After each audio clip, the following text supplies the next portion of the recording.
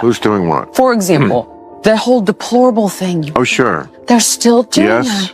that. Even when listen, I've met Tom Hanks a couple of times, and he was very kind and very lovely, and his wife was exceptionally lovely. But when he was on Saturday Night Live... I hated it too, and I said it on my show. I know. What? I hated it. Wearing the MAGA hat, not shaking hands with a black person. Right.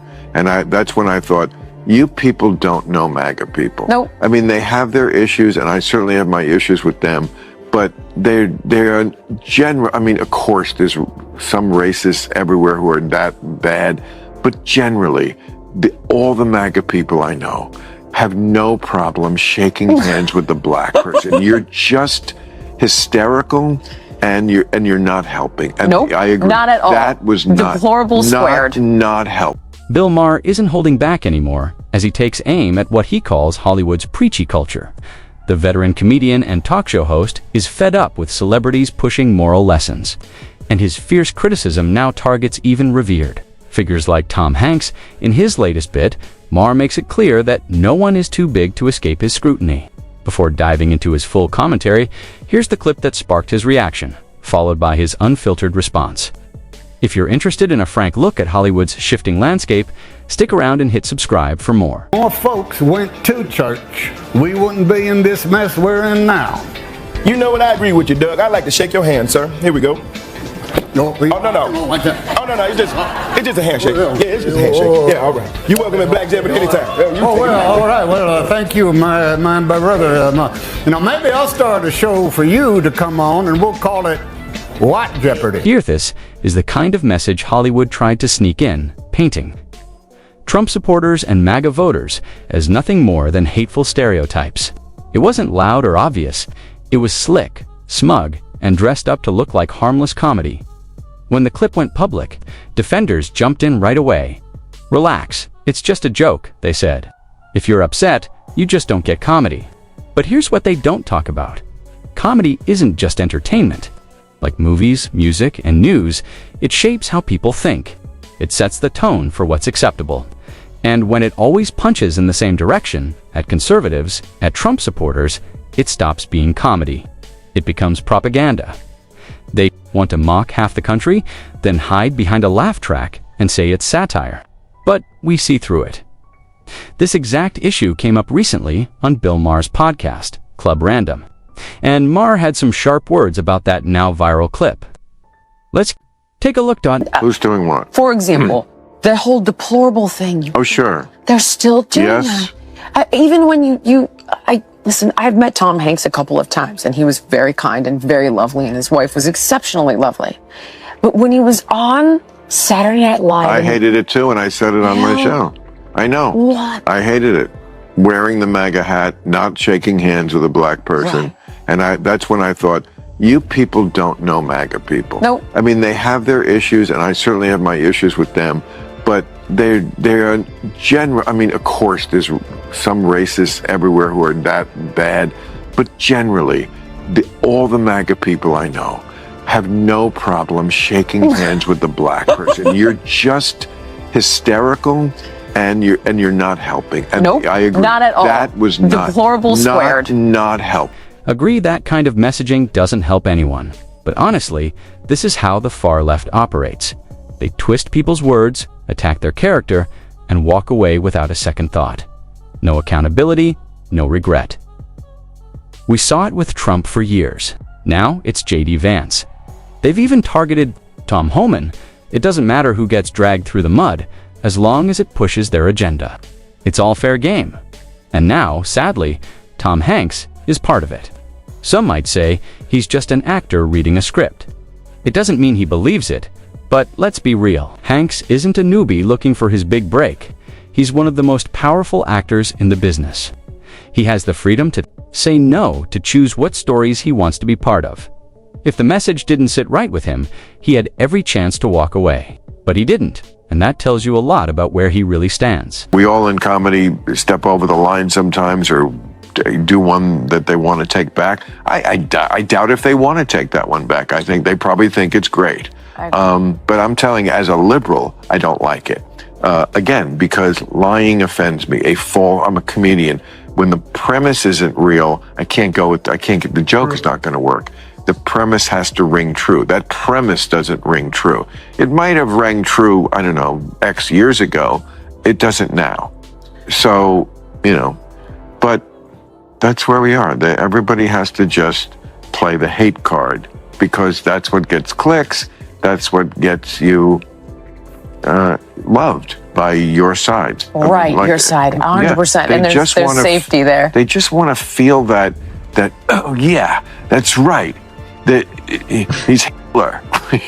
Let's go right to your devil. Ridiculous. Yeah. That's exactly right. The left has turned hating Trump into a full-time job. They've spent years perfecting it. I remember during Trump's court trial, MSNBC went all in.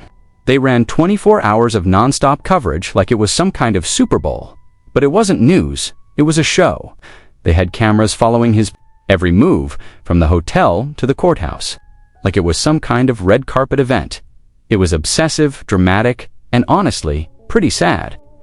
Their Trump obsession is so deep, they actually convinced themselves that turning his legal drama into a media circus would guarantee them an easy win in the next election.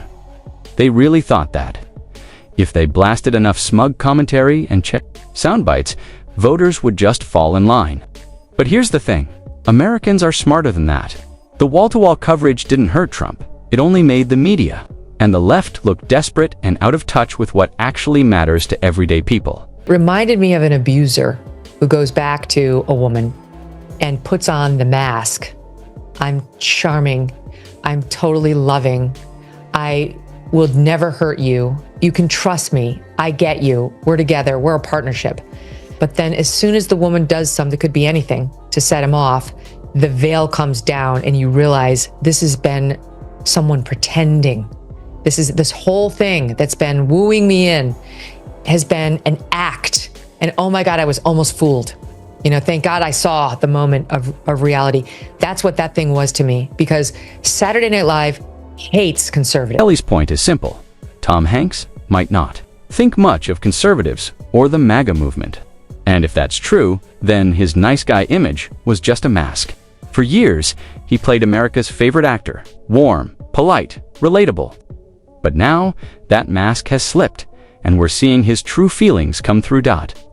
As for the network, there's no mystery. They've shown exactly where they stand, fully aligned with the progressive left. They're not even trying to appear neutral anymore. So no, we're not shocked by them. But Hanks, that felt like a letdown. People expected better from him. Was down and we saw what they really think of all of us, not just MAGA, but anybody on the right. They think you're a racist. They think you're all the ists for all sorts of psychological reasons that we've gone into and don't need to here. But there was that piece of it. And then there was how deeply offensive it was for Tom Hanks in particular to participate in this skit. Tom Hanks, who started off on this stupid show called Bosom Buddies, which maybe it was ahead of its time because it was about two men who dressed as women in order to get the living arrangements they wanted. So it was guys dressed, in sort of in drag. And he was hilarious and he was a nobody. And it was a stupid show that made us fall in love with him because he was so funny and bumbling. Receptacly. That's what the woke mob does. It replaces reason with outrage and pulls people into a version of reality that just isn't real. One day, you're thinking for yourself. The next, you're repeating slogans and judging people you've never even met. All because it's trendy. That's how groupthink works. It doesn't just shape your views, it takes over your identity. And the worst part? They'll cheer you on while you ruin your own reputation. Just look at the fallout. Whoopi Goldberg is always one comment away from being canceled. Sunny Hostin constantly turns people off with her out-of-touch takes, and Drew Barrymore. She went from beloved to a PR mess almost overnight. The woke mob loves you when you follow the script, but the second you step out of line, you're done. It's a trap, and too many are still walking right into it. In thanks to a nation, of audiences that included those guys who look like that, with the t-shirt, without the sleeves, that are maybe a little rough around the edges, who aren't as coiffed as he is with the perfect 3/4 zip, sweater, with their MAGA hat on. And yeah, Tom Hanks, their Southern rural accent, you absolute effing snob, went to your movies and made you a billionaire. And your thanks to them is to mock and belittle them in the 2 minutes you had to portray what they might be like. Shame on you. Tom Hanks let a lot of people down, not just as an actor, but as someone many of us saw as a decent, grounded figure in a messy Hollywood world. For years, he stayed above the political noise, but that changed when he joined in mocking and stereotyping MAGA supporters. That moment wasn't just about playing a part, it sent a clear message. And for millions of Americans who respected him, it hit hard. He can't just shrug it off. As acting, he made a choice to be part of something that insults and belittles half the country. That leaves a mark. This isn't about being overly sensitive, it's about fairness. And no, we're not asking for him to be canceled. That's not how we operate. We believe in conversation, not silencing people. But we also won't ignore it or pretend it didn't happen. Except, this is the big problem with that joke. President Trump assembled the largest coalition of black voters and Hispanic voters and just kind of racially diverse voters generally that any Republican has assembled in decades. Certainly in my lifetime. So that's the problem with the joke. It's not reflecting reality. And it's just so tired.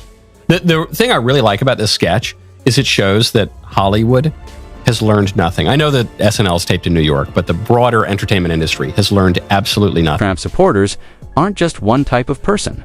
They come from all backgrounds, races, religions, and income levels.